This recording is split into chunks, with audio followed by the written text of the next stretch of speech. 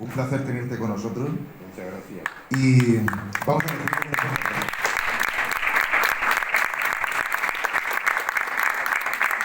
Hay una frase que yo sé que le gusta muchísimo a JJ, que es: donde acaba la ciencia, empieza la parapsicología, ¿verdad? Cierto, me encanta. Sí, Efectivamente. y yo creo que todos estamos de acuerdo también. Yo pienso que sí, si no, pues nos mandarán a la policía de la moral. Bueno, tenemos un vídeo, ¿no? ¿Es posible? A ver si está David, que no, como no veo. ¿Tenemos un vídeo, David? Sí. ¿De JJ? Sí. Vamos con ello.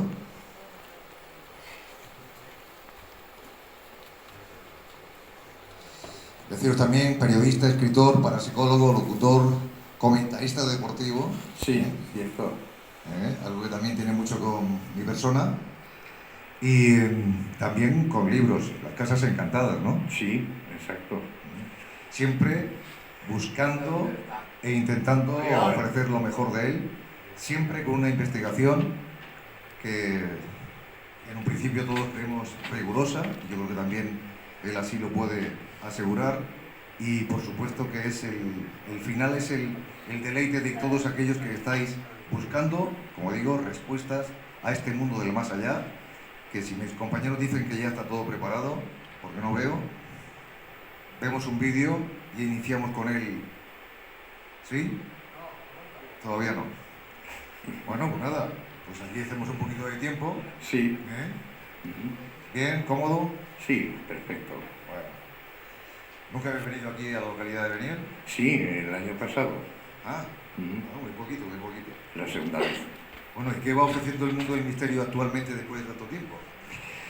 Bueno, la verdad es que yo creo que esto es como la vida real. Casi todo está inventado. Nos tenemos que ir, de alguna manera, valga la redundancia, reinventando, pero yo creo que cada vez lo tenemos todo más claro. Lo que ocurre es, como decían algunos investigadores que marcaron época, que las respuestas nos gusten y podamos asimilarlas. Ese es realmente el problema. Después de esos 45 años, ¿hay una gran diferencia entre la investigación de entonces con la actual? Pienso que sí. Pienso que antes había más respeto, había más rigor y sobre todo se tenían referentes. Ahora pienso que por aquello del marketing hay mucha gente que está más pendiente de los likes y de los seguidores y no de que el fenómeno en sí adquiera la dimensión que merece. Lo que es evidente es la proliferación de muchos investigadores, Sí. muchos divulgadores, muchos equipos de investigación. Sí. ¿Esto lo que hace es enriquecer mucho más el mundo del misterio, el mundo del más allá, o es al contrario para ti? En parte sí y en parte no. En parte no porque, como digo, hay mucha competencia. Pienso que la unión hace la fuerza. Creo que ahí se equivocan muchos grupos, muchos colectivos que compiten entre ellos. Me parece absurdo, porque eso es como salir un equipo que todos los individuos que salen visten la misma camiseta y deben de tener el mismo fin. No pensar quién va a marcar el gol. Lo importante es el colectivo. Lo importante...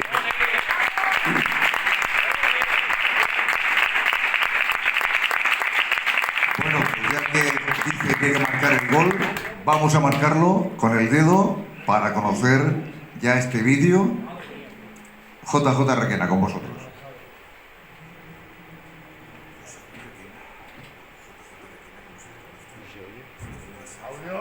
Periodista, escritor, parapsicólogo, locutor de radio y comentarista deportivo, entre otras cosas. También es presidente de honor de la Sociedad Española de Investigación de Fenómenos Extraños, SEIFE.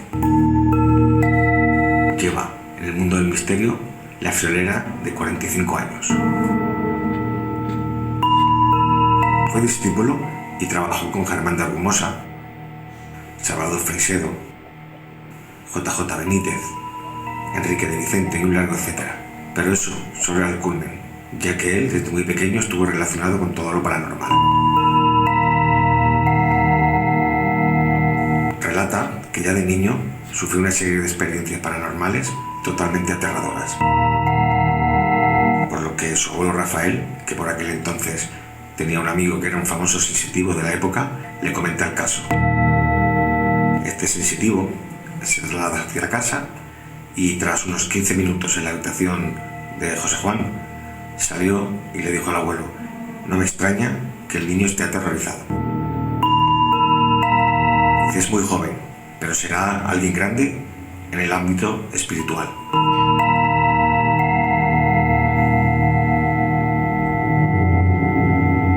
Hasta que en el año 1987, siendo ya un joven adolescente, asistió como público a un congreso de parapsicología. Al acabar, uno de los ponentes, por la megafonía, suena su nombre.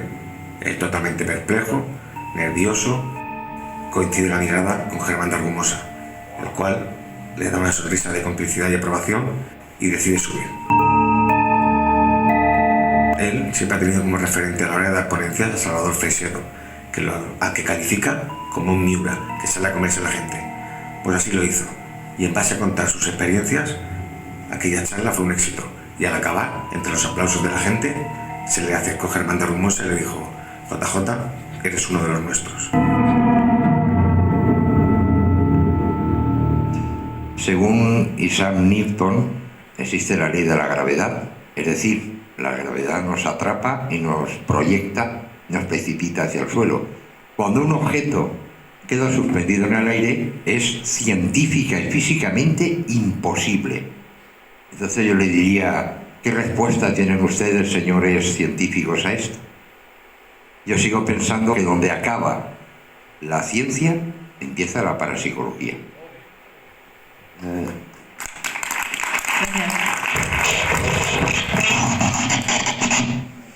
Bueno, vídeo de presentación de JJ Requena. A mí esto me viene fenomenal, porque hablar del más allá, como bien sabe Pedro, y también lo sabe Álvaro, y alguno de vosotros también, a mí me encanta decir esto: nos sumergimos en el más allá. Y lo hacemos con JJ Requena. Adelante.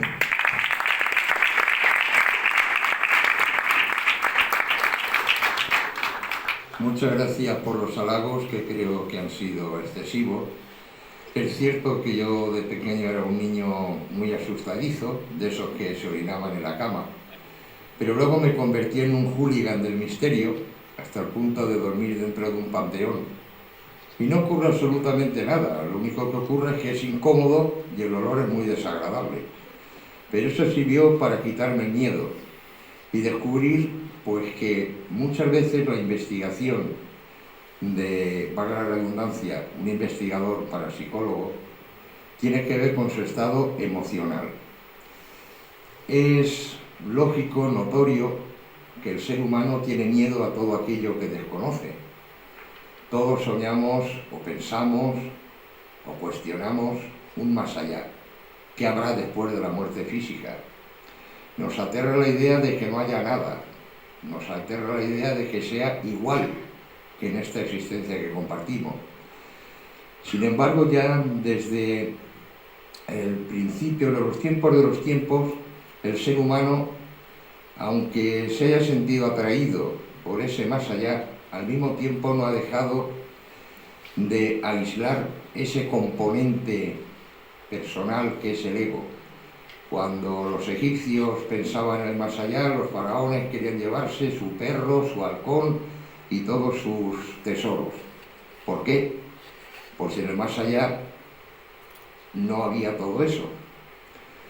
Después de tantos años de investigación, efectivamente yo tuve la suerte de conocer a todos esos gigantes que se han nombrado aquí, que son referentes para todo investigador, y se me ha olvidado decir, aprovecho para hacer justicia con él, que conocer a todos estos monstruos del misterio se lo debo a un hombre que mi gran amigo Pedro Amorós conoce muy bien también, y que se llamaba Luis Jiménez Magüenda.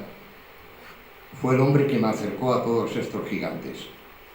Y precisamente hay una grabación entrañable para mí. Recuerdo que fue de las primeras grabaciones que yo oí precisamente de Pedro Amorós. Quizá no sea la más famosa, para mí la más entrañable. Vamos a ver si él está de acuerdo conmigo. Él estaba una vez haciendo una grabación y preguntó: ¿qué es lo que más echáis de menos de nuestro mundo? La respuesta fue: tu café.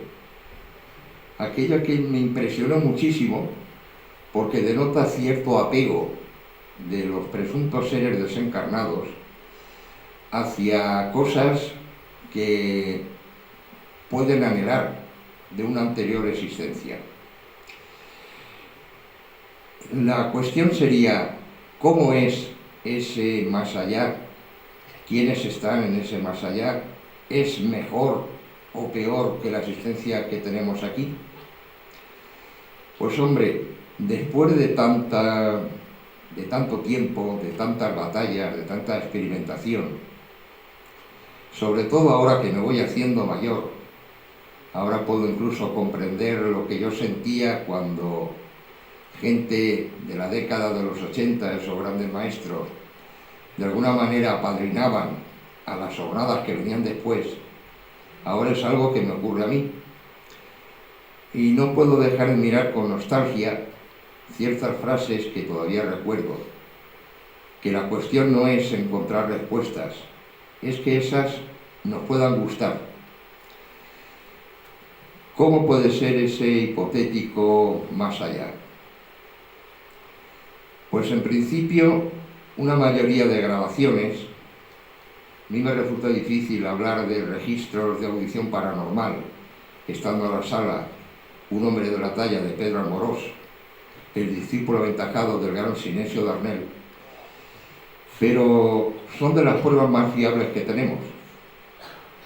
Yo recuerdo en cierta ocasión, estaba escuchando un programa de radio, donde había una señorita a la que le estaban preguntando precisamente sobre las grabaciones de audición paranormal, lo que popularmente se conoce como psicofonías, aunque a mí me gusta más denominarlas parafonías.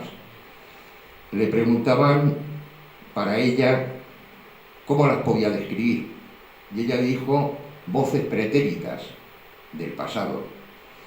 Sin embargo, yo recuerdo una experiencia con el mismo Pedro Amorós, y es que hemos compartido muchísimas batallas en el terreno paranormal, donde estábamos esperando a otra investigadora que todavía no había llegado, tenía que llegar en coche. Y la pregunta es: ¿cuánto va a tardar en venir? Dijeron una cifra de tiempo, creo recordar que fueron 20 minutos, y efectivamente a los 20 minutos esa persona apareció. Con lo cual hay que descartar eso de voces pretéritas, pues estamos hablando de algo que iba a ocurrir, de un futuro. Claro, también se establece que si existe ese más allá, tiene que escapar a nuestras dimensiones conocidas, las 3 dimensiones, y al espacio-tiempo. Quizá pasado, presente y futuro sean una misma realidad. Es algo que yo pienso que todavía no podemos asegurar con certeza. Es cierto que parece que la mayoría de esas grabaciones,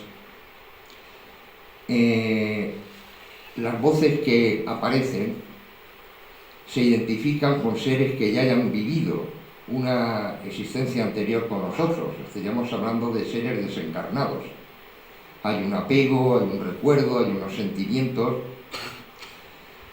y todo ello nos lleva a pensar que efectivamente pudiera haber una especie de zona neutra, a mí me gusta llamarle la zona gris, entre nosotros y una existencia trascendente, mucho más sutil de la que aquí conocemos.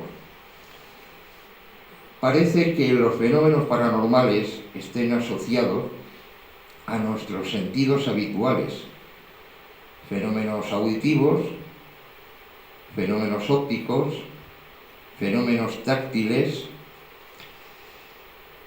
y fenómenos olfativos, porque yo no conozco de ningún fenómeno que sea con el gusto.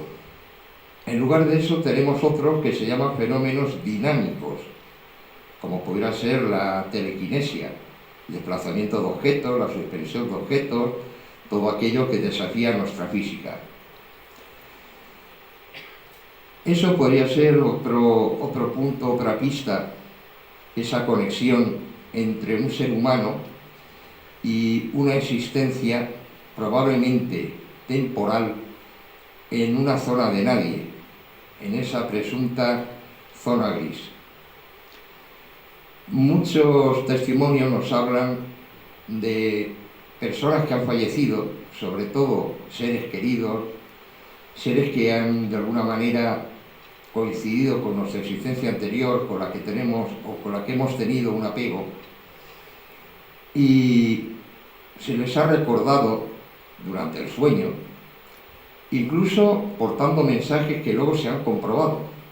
Con el tiempo parece que ese recuerdo desaparece.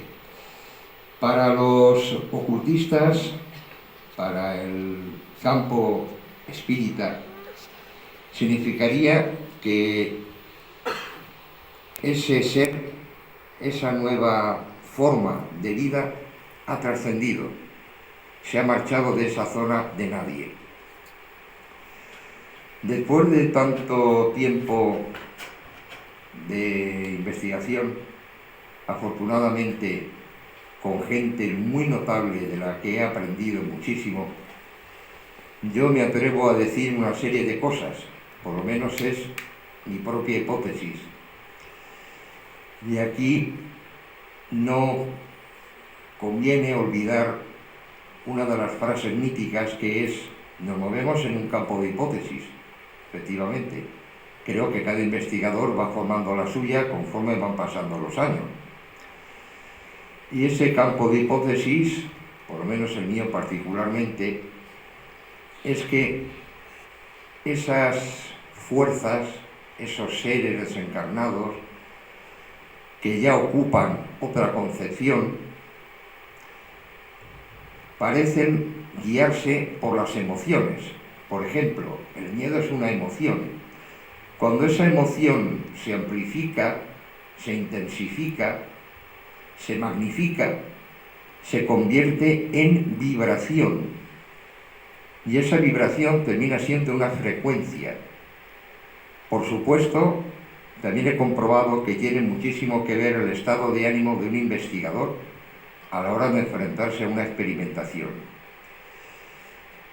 Y esto podría ser la forma de que ambas concepciones, la física y la ultrafísica, interactúen. Yo estoy convencido de que esto es así. Ahora bien, a mí me gusta mucho utilizar los símiles del cine, sobre todo histórico y hollywoodiano. Yo recuerdo una película de John Carpenter llamada Vampiros, donde hay una secuencia en la que un cardenal, que precisamente perseguía ese tipo de criaturas, se pasa al enemigo, traiciona su propia fe y da una explicación. Toda la vida había tenido una idea, una creencia, y conforme iba avanzando en edad, iba perdiendo consistencia. Esa fe se desvanecía. Y llegó un momento en que tenía miedo de que pudiera haber una vida ultrafísica. Yo no oculto que conforme me he ido haciendo más mayor, me han empezado a saltar las dudas. Porque la pregunta es: ¿por qué no hay manifiestos más claros de la existencia de esa vida ultrafísica, de ese más allá? Muchos pueden pensar, bueno, a lo mejor allí se está tan bien que nadie quiere regresar para decírnoslo, por si se tiene que quedar aquí. Pero yo no oculto mi preocupación.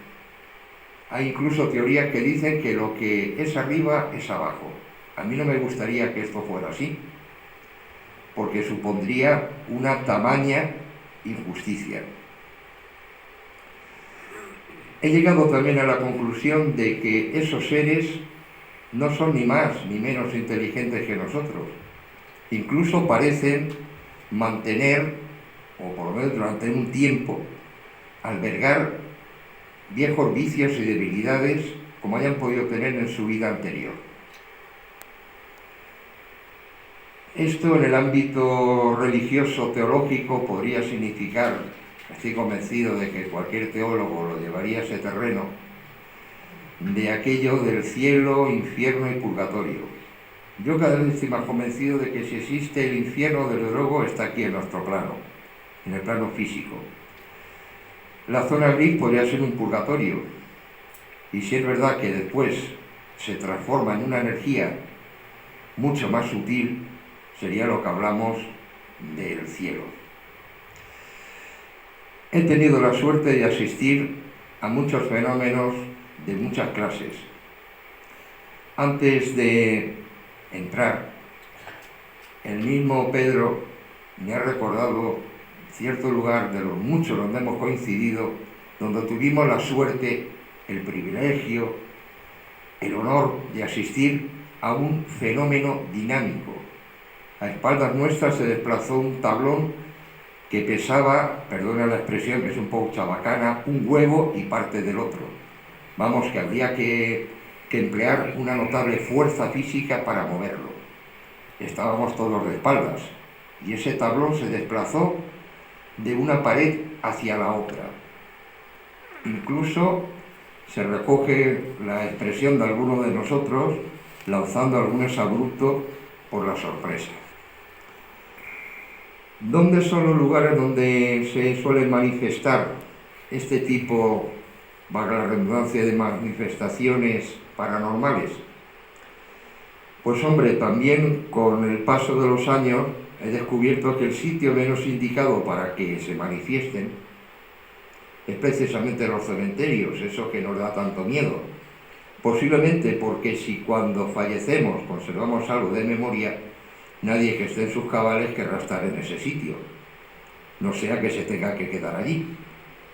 Estadísticamente es el lugar menos indicado para obtener registros fantasmagóricos o paranormales. ¿Sitios más adecuados? Pues parece también estadísticamente indicar que aquellos lugares donde se conserva una huella emocional, que no necesariamente tiene que ser un lugar luctuoso, donde haya habido un asesinato, donde haya habido una catástrofe, no necesariamente. También un lugar donde haya habido un estado lúdico, de algarabía, de fiesta, que bien nos lo estamos pasando, estamos celebrando una orgía, nos estamos pegando una bacanal, nos estamos emborrachando todos juntos.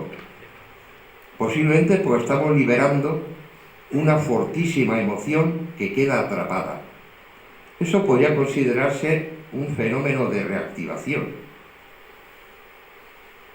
Pero un fenómeno de reactivación, para que vuelva a la vida conforme nosotros lo concebimos, tiene que tener un catalizador. Y en todos los casos nos dice que el catalizador siempre es el ser humano. Luego está ligado siempre a la figura del ser humano. Yo recuerdo que una de las grabaciones más famosas es la grabación de La Puerta del Infierno, que tuvo lugar a cabo mediante Germán de Argumosa. Grabó un lugar donde había habido unos crímenes, pero no necesariamente tiene que ser eso. Hay lugares donde se han producido grandes orgías, grandes bacanales, o simplemente se ha montado una fiesta y la gente ha experimentado esa emoción intensa y parece que hay una huella emocional. Yo siempre he distinguido dos grandes bloques: la fenomenología poltergeist y el fenómeno encantamiento. La fenomenología poltergeist tendría que ver exclusivamente con el ser humano, es decir, el ser humano como catalizador es capaz, como causa, de producir un efecto, pero eso no tendría que llevar implícito el que se produjera en un sitio concreto. Podría haber diversos escenarios, con lo cual siempre hablaríamos de la misma persona y de distintos escenarios. Luego está otro, que sería el fenómeno encantamiento, que nada más se daría en un sitio en concreto. Yo llamaría al primero fenómeno activo y el segundo fenómeno reactivo. ¿Y cuáles son esos fenómenos? Bueno, antes he hablado de los sentidos humanos. Tendríamos los fenómenos de audición paranormal, los fenómenos ópticos, como podrían ser las apariciones espectrales y fantasmagóricas, los fenómenos táctiles, esa sensación de que alguien nos toca, aunque cuesta creer que haya un contacto físico cuando hablamos de una presunta energía que no tendría soporte material, y los fenómenos olfativos. Se conocen muchos casos donde o pasamos de fragancias muy agradables a hedores muy desagradables, que normalmente y estadísticamente siempre suelen anteceder al fenómeno de las apariciones. No conozco de casos donde alguien haya manifestado un fenómeno a través de su sentido del gusto. Pues estoy sintiendo una sensación de que estoy comiendo algo amargo. No conozco ningún caso. Se sustituirían por los fenómenos, como he dicho antes, dinámicos.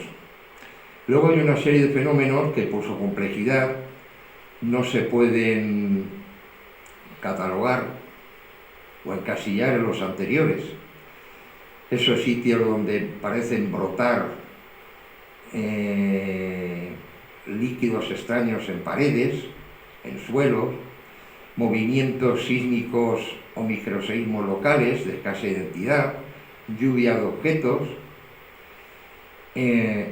extrañas figuras en el suelo. En cualquier caso, estos fenómenos tienen esa etiqueta de paranormal. A mí siempre me ha gustado el dividir la investigación en tres grandes bloques. La investigación ocultista de los antiguos. No hay que olvidar que gracias a determinadas personas hemos tenido grandes descubrimientos. A todos nos viene a la cabeza la actuación de las hermanas Fox, de Allan Kardec, conocido como el padre del espiritismo moderno. Luego la vertiente parapsicológica, no voy a hablar de la científica porque la mayoría de estos fenómenos, debido a su sello de carácter elusivo y caprichoso, escapa a cualquier patrón que queramos aplicarle. Y por último, la vertiente híbrida. La vertiente híbrida para mí es la más rigurosa, ya que de alguna manera fusiona lo que es la investigación ocultista con la investigación parapsicológica. Y es que no puede existir una sin otra. Luego hay varios tipos de investigador. Está el investigador de salón, el que se dedica a calentar una butaca y de alguna manera a almacenar teorías de los demás, luego mezclarlas y convertirlas en una suya particular. El investigador de probeta, que no quiere salir de su laboratorio particular, y el investigador de campo, que es aquel que, como vulgarmente se dice, se moja y que realiza las investigaciones in situ.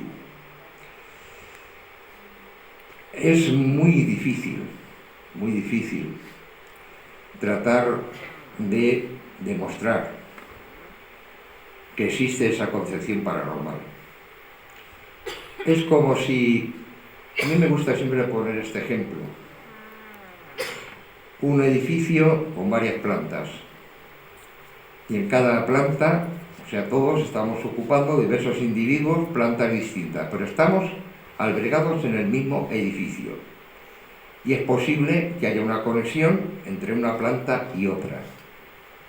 Eso podría explicar esa interconexión que existe, que se realiza entre ese supuesto más allá y nuestro más acá.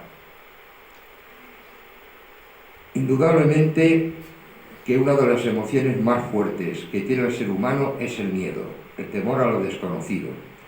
Suele funcionar porque muchas de esas grandes grabaciones siempre obedecen al temor que pueda tener algún investigador o alguien que forme parte de ese grupo.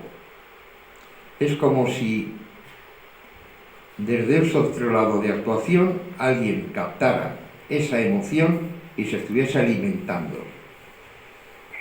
Y viceversa, luego parece que hay un fenómeno retroactivo, que retrocede. Cuando esa persona que siente ese miedo se tranquiliza, el fenómeno va muriendo. Parece, como yo digo, el efecto gaseosa, irrumpe con mucha fuerza y luego se desbaraba. Pues esto le ha ocurrido a muchos investigadores. Yo recuerdo en cierta ocasión que una persona muy experimentada, como fue Germán de Argumosa, me hablaba la primera vez que oí hablar del miedo.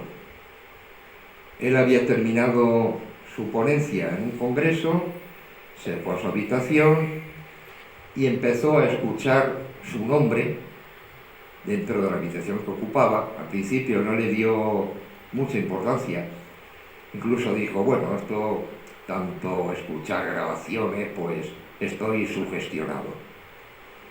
Hasta que descubrió que la voz venía de una grabadora de mano que él tenía encima de una mesa y que estaba desconectada. A mí me confesó que sintió verdadero pánico, hasta el punto que se vistió y abandonó la habitación. Pues esto parece que ha ocurrido más de una vez. Es una emoción muy intensa, porque el miedo, cuando se amplifica, da lugar al pánico, al descontrol.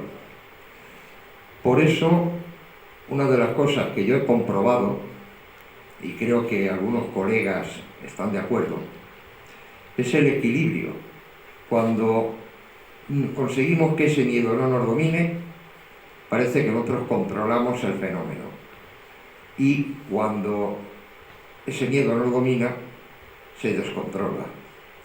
Posiblemente esto es lo que pueda ocurrir en un lugar donde se manifiesten fenómenos paranormales. Otra de las cosas que yo he descubierto, sí, con bastante alegría, fue en cierta ocasión donde se estaba haciendo una grabación, se estaba intentando, y se estaba recitando y la expresión amigos, y entonces hay una especie, a veces ocurre, ¿no? A pesar de que tengamos alguna expresión que la usemos muy habitualmente y sea frecuente, pues sufrimos un bloqueo, una amnesia parcial de segundos y no nos viene a la memoria en esos momentos. Y la frase termina diciendo del otro lado.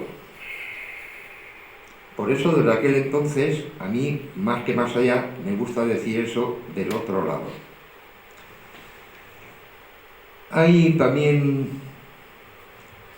bastante investigador que asocia el fenómeno paranormal a la existencia de un Dios y de unas jerarquías celestiales.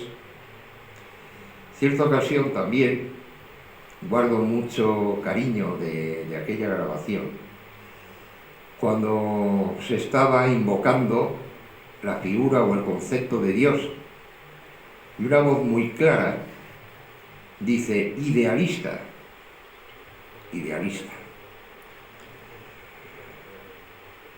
Las grabaciones que a mí más me gustan son aquellas que cuando menos, incluso para los detractores más feroces, los hacen poner en duda, no ofrecer una explicación, porque la siguiente, lo más claro que te dicen es todo aquello que no pueda medir la ciencia no existe. Pues hombre, eso podría ser bajo nuestros parámetros físicos, porque, bueno, La mosca es un insecto que convive en nuestro plano, nuestras 3 dimensiones. Según nuestros parámetros físicos, pues esa mosca no podría vivir, no podría subsistir fuera de nuestros parámetros físicos. Mucho menos, por ejemplo, dentro de una nube de ácido sulfúrico, porque la haría papilla. Sin embargo, sí se han dado casos donde estos insectos han resistido esas temperaturas y esas condiciones. Entonces yo le diría a estos señores, ¿qué explicación nos ofrecen ahora a nosotros? A los idealistas, a los que de alguna manera tergiversamos la realidad. Hablaba de esto de poner contra las cuerdas a los detractores más feroces, con esas grabaciones que te dan algún mensaje que luego se pueden comprobar.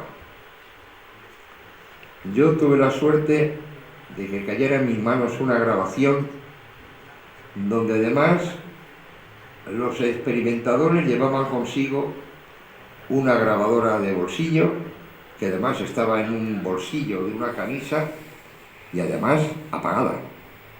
Era un paseo que estaban efectuando 3 personas en pleno mes de agosto, con una canícula fortísima, y al llegar a un lugar en concreto, uno de ellos recordó con un suceso desagradable que había ocurrido hace unos meses. Allí un adolescente se había arrojado desde ese lugar con bastantes metros de altura y se había suicidado. La versión oficial es que, bueno, pues este adolescente en edad escolar había sufrido bullying por parte de algunas compañeras de estudios. Sin embargo, la sorpresa es que cuando una de las 3 personas llega a su casa, se percata de que parece brillar un piloto rojo en el bolsillo de su camisa. La grabadora estaba encendida. Caramba, qué sorpresa. Se produce un volcado en el ordenador y aparecen pues las tres personas que estaban compartiendo ese paseo y estaban rememorando el lugar donde ese adolescente había sufrido aquel suicidio. De repente esas voces parecen quedar absorbidas, ya no se escuchan y aparece una voz con timbre femenino de adolescente, una voz joven, que está dando una versión de lo que le había ocurrido y del motivo por el que se había suicidado. Y era muy diferente,